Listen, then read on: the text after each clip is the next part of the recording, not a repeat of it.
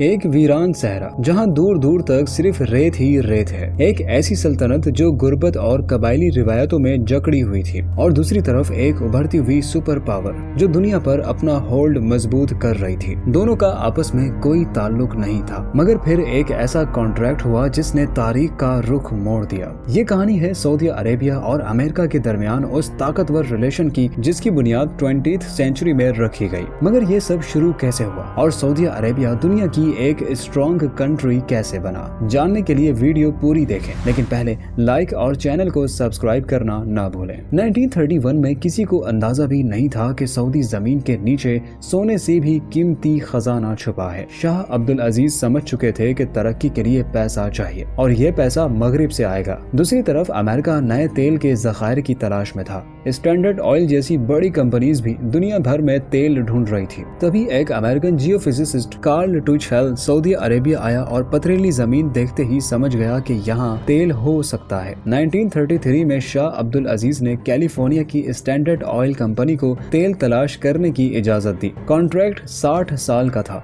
और बदले में सौकॉल ने एडवांस रकम और मुनाफा देने का वादा किया। 5 साल तक रेगिस्तान की गर्म मिट्टी खोदी गई, मगर तेल का निशान तक ना मिला। फिर 1938 में दमाम में एक कुआं खोदा गया और वहां से तेल का फवारा फूट पड़ा। यही वो लम्हा था जब सऊदी अरेबिया की तकदीर बदली। जल्द ही अमेरिका ने एक नई कंपनी बनाई जो आर्मको कहलाई। जब दूसरी जंग अजीम शुरू हुई तो अमेरिका को सस्ते और ज्यादा मिकदार में तेल की जरूरत थी। सऊदी अरेबिया ने अमेरिका की मदद की और जंग के बाद अमेरिका ने सऊदी अरेबिया को अपना स्ट्रेटेजिक पार्टनर बनाने का फैसला किया। और फिर 1945 में मिस्र के समंदर में अमेरिकी बहरी जहाज USS क्विंसी पर फ्रैंकलिन डी रोजवेल्ट और शाह अब्दुल अजीज की तारीखी मुलाकात हुई।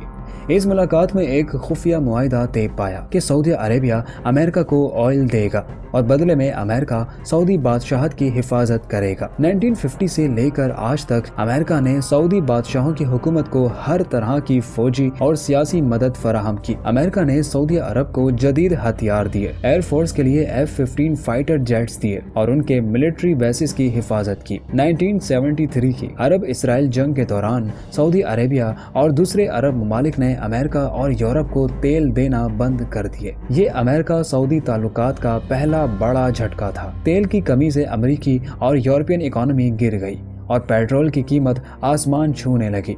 मगर 1974 में खुफिया मुज़ाकरात के बाद सऊदी अरेबिया ने दोबारा तेल सप्लाई करना शुरू किया, जिसके बाद अमेरिका ने 2 बड़े वादे किए। पहला, सऊदी इकोनॉमी में ज्यादा इन्वेस्टमेंट और दूसरा, पेट्रो डॉलर सिस्टम का निजाम। इस कॉन्ट्रैक्ट के मुताबिक सऊदी अरेबिया और ओपेक के तमाम मुल्क सिर्फ अमेरिकन डॉलर में तेल बेचेंगे और डॉलर दुनिया की सबसे ताकतवर करेंसी बन जाएगा। बदले में हमेशा की तरह अमेरिका सऊदी बादशाहत को फौज और जदीद हथियार फराहम करेगा। ये सिस्टम इतना मजबूत था कि आज भी दुनिया तेल सिर्फ डॉलर में ही खरीदती है। जब 11 सितंबर 2001 को न्यूयॉर्क के वर्ल्ड ट्रेड सेंटर पर तबाही मची और पता चला कि 19 हाईजैकर्स में से 15 सऊदी शहरी थे, तो अमेरिका भड़क उठा। अवाम का मुतालबा था सऊदी अरब से ताल्लुकात खत्म करो, लेकिन कहानी कुछ और थी। अमेरिका ने रिश्ते तोड़ने के बजाय सऊदी अरेबिया पर नई शर्तें लगा दी। सऊदी हुकूमत ने अल कायदा के खिलाफ सख्त क्रैकडाउन शुरू किया। अमेरिका से अरबों डॉलर के नए डिफेंस डील साइन हुई। काउंटर टेररिज्म पार्टनरशिप का आगाज हुआ, जिसमें सऊदी अरेबिया ने